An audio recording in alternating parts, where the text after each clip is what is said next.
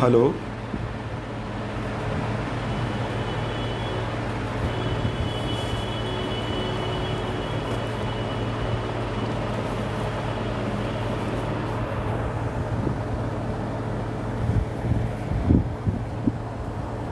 नमस्कार सर।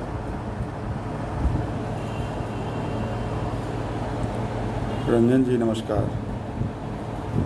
विनय सिंह जी नमस्कार।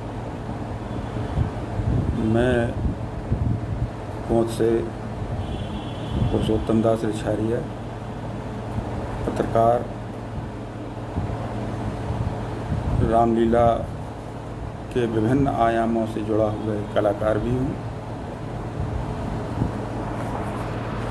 सबसे पहले तो मैं बुंदेलखंड फिल्म उद्योग को बधाई देना चाहूँगा कि उसने एक मंच बुंदेलखंड के प्रतिभाशाली लोगों को प्रदान किया है।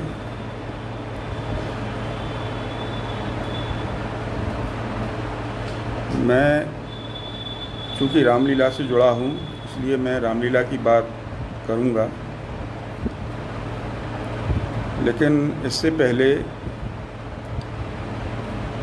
मैं ये बता देना चाहूँगा कि ये कोंच की रामलीला विश्व प्रसिद्ध रामलीला है। Limca book of world record में ये दर्ज है और वर्ष 2007 में अयोध्या शोध संस्थान ने एक सर्वे कराया था पूरे भारत का, तो उसमें मैदानी रामलीलाओं में कोंच की रामलीला को सर्वश्रेष्ठ घोषित किया गया था। चूँकि इसके मैदान के 3 आयाम हैं और मुझे लगता है कि संभवतः वैसे तो देश भर में तमाम रामलीलाएं होती हैं, लेकिन उन्होंने कुछ ऐसा देखा होगा इसमें कि लगा होगा जिसकी वजह से उन्होंने इसे पहले पायदान पर रखा। सरयू पार मेला यहाँ तालाब में, सागर तालाब है ऐतिहासिक, चंदेलकालीन, उसमें होता है। एक मारीचवध मेला भी होता है और दशहरा होता है। दशहरा मेला में यहाँ पे जो रावण मेघनाथ के पुतले हैं वो दौड़ाए जाते हैं। बाकायदा युद्ध का एक सजीव चित्रण प्रस्तुत किया जाता है। 50,000 लोग मेला को देखने आते हैं और मैं ये गर्व के साथ कह सकता हूँ कि पिछले साल शायद शेडोली जी भी आए थे, सुष्मिता मुखर्जी भी आई थी। दशहरा मेला उन्होंने देखा था, निश्चित रूप से अच्छा लगा होगा। बुंदेलखंड फिल्म उद्योग जिस तरह से एक बुंदेलखंड को पहचान दिलाने के लिए आगे आया है, उसकी मैं तहे दिल से तारीफ़ करता हूँ और इससे जुड़े तमाम लोगों को मैं बधाई देता हूँ कि उन्होंने बुंदेलखंड के विभिन्न क्षेत्रों के लोगों को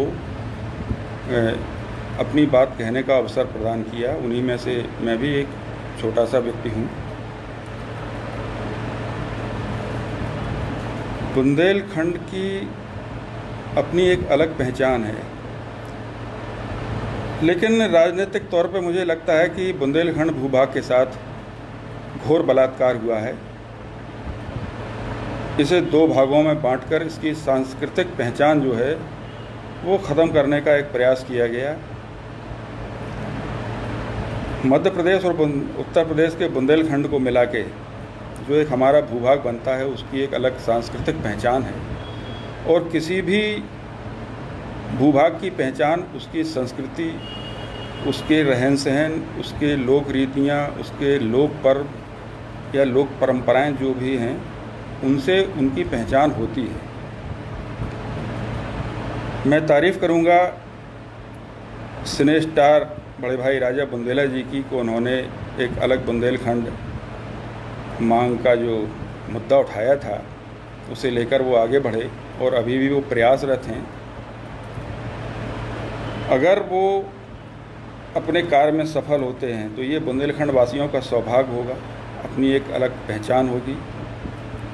अब मैं अपनी कोंच रामलीला पे आता हूँ। कोंच रामलीला 168 वर्ष पुरानी रामलीला है और बुंदेलखंड में शायद है इतना बड़ा रामलीला भवन कहीं होगा नहीं जितना कोंच में है।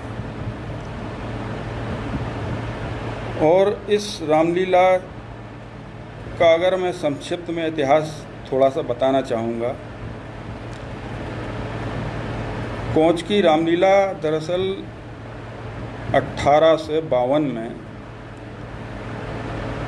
कोंच से 2 किलोमीटर दूर एक गांव है पड़री, वहाँ हो रही थी। कोंच के कुछ लोग वहाँ पे पहुँचे थे रामलीला देखने के लिए। दुर्भाग्य कहें या कुछ भी कहें कि रामलीला के आयोजकों में वहाँ पे किसी बात को लेकर मतभेद हो गए और रामलीला होना वहाँ संभव नहीं हो पाया। सारी मूर्तियाँ सजी थीं, सजीव श्री विग्रह जो वो सब सजे हुए थे, रामलीला अधूरी छूट रही थी। तो कोंच से चौधरी बिहारी लाल जी गौड़ अपने कुछ साथियों के साथ वहाँ पहुँचे थे। उन्होंने आयोजकों से कहा कि भाई अगर आपके यहाँ ये संभव नहीं हो पा रही हो तो इसको आप हमें दे दो, हम कोंच में करा लेंगे इसको। तो उन लोगों को कोई आपत्ति नहीं हुई, उन्होंने सहर्ष स्वीकृति दे दी। तो गौड़ साहब सारी सजीव मूर्तियों को अपने कंधों पर बिठा के कोंच ले आए थे और कोंच में उन्होंने, अब चूँकि कोई स्थान तो था नहीं, यहाँ कोई रामलीला होती नहीं थी, तो कोंच में बाग बगीचे बहुत हैं, मंदिर भी बहुत हैं। तो एक लीला किसी मंदिर पे, दूसरी लीला किसी मंदिर पे, कहीं किसी बाग में, इस तरह से ये रामलीला का संपादन शुरू हुआ यहाँ पे 1852 में। इसके बाद कुछ धर्मनिष्ठ लोग हैं, उन लोगों ने इसको संचालित किया।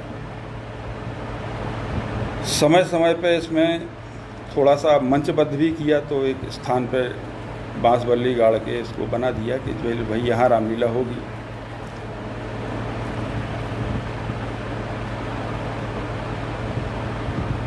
उन्नीस 1960 के दशक में यहाँ पे एक सज्जन हुए थे बाल मुकुंद सेठ। उन्होंने अपनी भूमि एक बीच बाजार में दान कर दी रामलीला को। कुछ लोगों ने मिलके थोड़ा बहुत चंदा पाई इकट्ठा करके आज इतना बड़ा भवन यहाँ पे खड़ा कर दिया कि बुंदेलखंड में इतना बड़ा भवन कहीं आपको देखने को नहीं मिलेगा। तो ये उन पूर्वजों का अथक प्रयास, त्याग और तपस्या रही कि उन्होंने कोंच की रामलीला को एक मंच प्रदान किया। चूँकि ये पहले स्वतंत्र हाथों में थी, इसके बाद 1927 में गल्ला व्यापारियों ने एक धर्मार्थ कार्यों के लिए संस्था बनाई थी, धर्मादा रक्षणी सभा।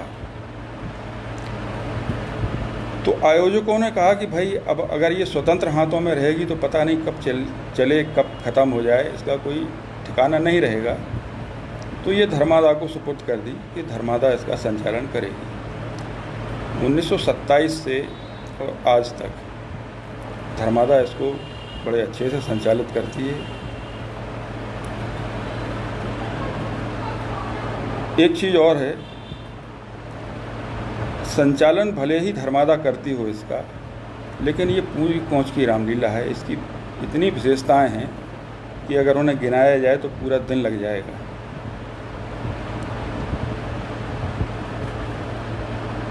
धर्मादा प्रतिवर्ष रामलीला संपन्न कराने के लिए एक रामलीला कमेटी का गठन करती है। फिर रामलीला कमेटी अपने हिसाब से उप समितियाँ बनाती है, जिम्मेदारियाँ बांटती है। कहीं डील विभाग है, गश्त विभाग है, श्रृंगार विभाग है, पात्र साज सज्जा विभाग है, मूर्ति सज्जा विभाग है, इस तरह से एक तकरीबन दर्जन भर विभाग हैं।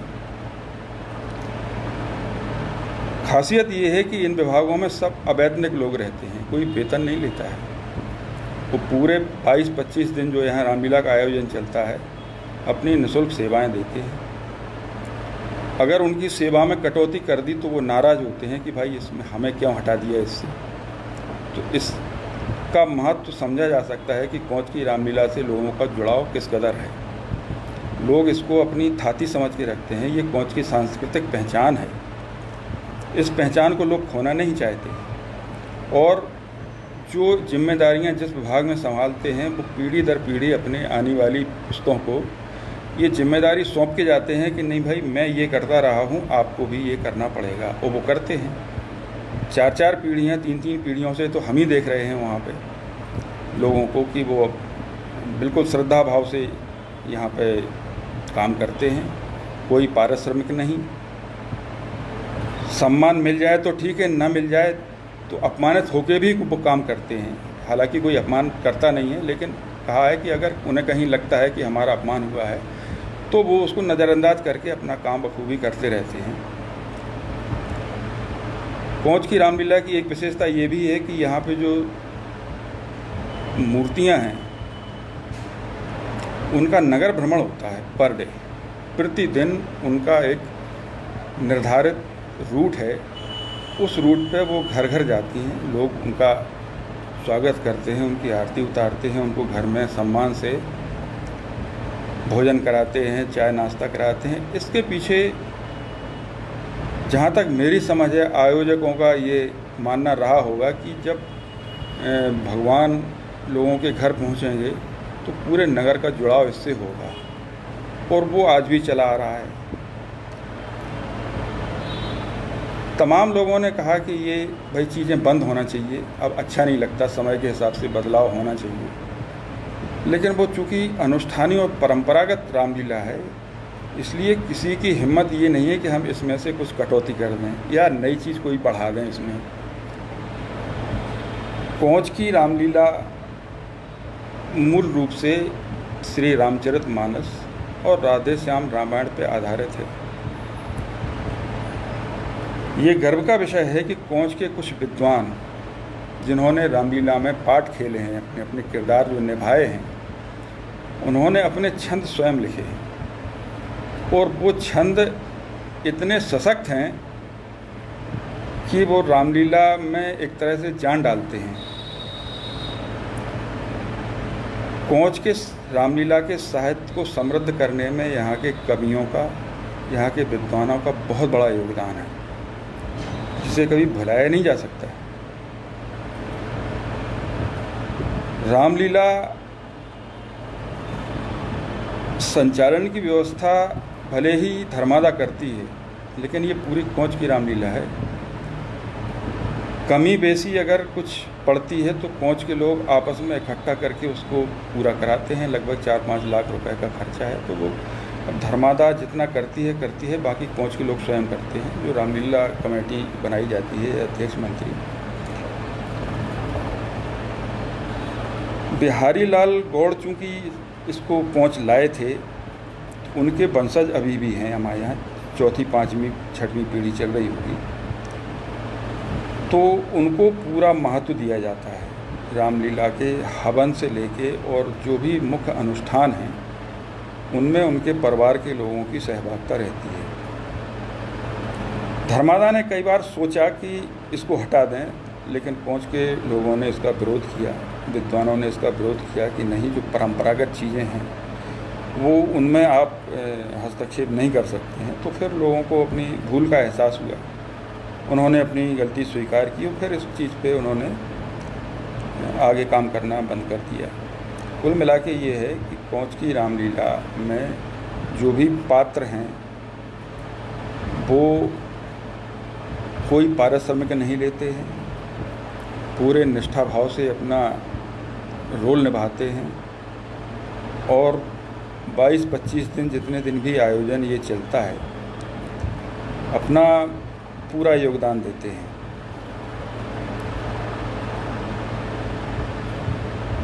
रामलीला में तमाम चीज़ें ऐसी भी हैं जो बिल्कुल स्ट्रिक्टली, जैसे मूर्तियां जो हैं वो ब्राह्मण बालक ही बनेंगे, क्योंकि ये श्रद्धा की बात है कि जब वो अपने घर भी जाते हैं भोजन के लिए सजी हुई मूर्तियों में, तो उनके माता पिता भी उनके पैर छूते हैं। तो ये एक कुछ वर्जनाएँ रखी गई हैं जिनका बिल्कुल सख्ती से के साथ पालन होता है।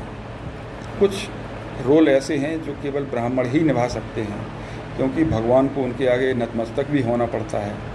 तो ऐसी चीज़ें हमारे विद्वानों ने बहुत सोच समझ के इसमें डाली हैं।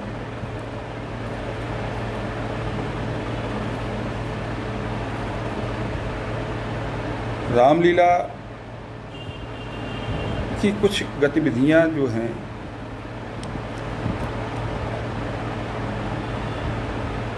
वो चाहे मेला हो या मंचन हो। एक बार बुंदेला जी, हमें अच्छी तरह याद है, 7-8 साल 10 साल हो गए होंगे, बुंदेला जी और शहडोली साहब आए थे उस दिन शायद धनुष्य की लीला थी। तो शहडोली साहब ने बताया, पूछा कि इसमें डायरेक्टर कौन है। तो जब उन्हें ये पता लगा कि इसमें डायरेक्टर कोई नहीं है, तो हो सकता है उन्हें थोड़ा बहुत आश्चर्य हुआ हो कि बिना डायरेक्शन के कैसे रामलीला चलती है। तो मैं ये बताना चाहूँगा कि एक संकेतक होते हैं जो पर्दे के दोनों तरफ खड़े होते हैं, जो पात्रों को संकेत करते हैं। आप उनको डायरेक्टर ही मान सकते हैं, क्योंकि उन्हें मालूम है कि अब क्या होना है। वो ही कलाकार को इशारा करते हैं कि अब ये होना है, अब ये होना है। चूँकि कलाकार जो है वो सब पहुँच के रहने वाले हैं, कोई दुकानदार है, कोई व्यापारी है, कोई सरकारी नौकरी करता है, कोई अपने अपने अपने धंधे पानी में सब व्यस्त हैं। इन लोगों को पारिश्रमिक तो मिलता नहीं है, मिलता क्या नहीं है, ये लेते ही नहीं हैं। और संकेतक की ज़रूरत इसलिए पड़ती है कि ये अपना काम धंधा जब करते हैं तो इनके पास अपना किरदार थोड़ा रटने का टाइम कम रहता है। तो वो एक संकेत के माध्यम से ये लीला को आगे बढ़ाते हैं। कई पीढ़ियाँ इसमें हम देख रहे हैं कि 3-3, 4-4 पीढ़ी तो हम खुद देख चुके हैं जिनका इसमें बहुत महत्वपूर्ण रोल है। वो अगर उनका रोल कहीं से कट जाता है तो उन्हें बड़ी तकलीफ़ होती है। मेरा कुल मिला के ये कहना है कि कोंच की रामलीला अपने आप में एक अनूठी रामलीला है,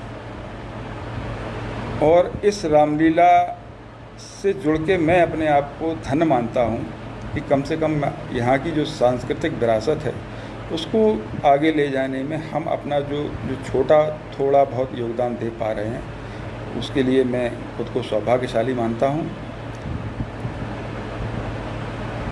मैं इस मंच के माध्यम से, शहडोली जी के माध्यम से बुंदेला जी तक अपनी ये बात ज़रूर पहुंचाना चाहूँगा, क्योंकि वो बुंदेलखंड विकास बोर्ड के उपाध्यक्ष हैं। और बुंदेलखंड के विकास में केवल ये जो सड़कों पे और गलियों में दिखने वाला विकास है, हमें ये विकास पर्याप्त नहीं है। हम चाहते हैं कि सांस्कृतिक विकास भी हो, सामाजिक विकास भी हो, और जो लोक रीतियाँ हैं, लोक परंपराएं हैं, इनका भी विकास हो, इनका संरक्षण हो, इन्हें संरक्षित किया जा सके। इसके लिए निश्चित रूप से बुंदेला जी आगे काम करेंगे। अभी उन्होंने भोपाल वेबिनार में ये कहा भी था, जैसा कि मेरे सुनने में आया है, कि कोंच और नरसिंहपुर रामलीला के लोगों को थिएटर के द्वारा प्रशिक्षित किया जाए, कलाकारों को। तो ये उनका बयान स्वागत योग्य है। मैं चाहूँगा कि वो इस पे थोड़ा आगे आएँ, काम करें। कुछ बुंदेलखंड के जो रामलीलाएँ हैं, इनको आर्थिक रूप से मजबूत भी करने की ज़रूरत है, क्योंकि तमाम रामलीलाएँ अर्थाभाव के कारण नहीं हो पाती हैं। अगर इन्हें कुछ इमदाद मिलेगी तो निश्चित रूप से इनका मनोबल बढ़ेगा और ये आगे काम कर पाएंगी। मुझसे जो भी सहयोग आप लोगों को चाहिए हो, मैं सहर्ष देने को तैयार हूँ। हमारी पूरी टीम है। मैं यहाँ पे बुंदेली संस्कृति एवं लोक कला संवर्धन संस्थान के नाम से एक संस्था भी चलाता हूँ। हालांकि उसमें कुछ ऐसे लोग हैं जो अपनी व्यस्तताओं के कारण उसमें समय नहीं दे पाते हैं। साल में 1-2 कार्यक्रम हम कर पाते हैं। तो मैं चाहूँगा कि मैं उस संस्था के माध्यम से भी कलाकारों को प्रशिक्षित करने का काम कर पाऊँगा। अगर कुछ सहयोग मिलता है तो निश्चित रूप से ये संभव हो पाएगा कि हम अपनी इस विरासत को अपनी आने वाली पीढ़ियों को भी आगे बढ़ाते रहें। बहुत बहुत धन्यवाद, बहुत बहुत स्वागत, बहुत बहुत आभार।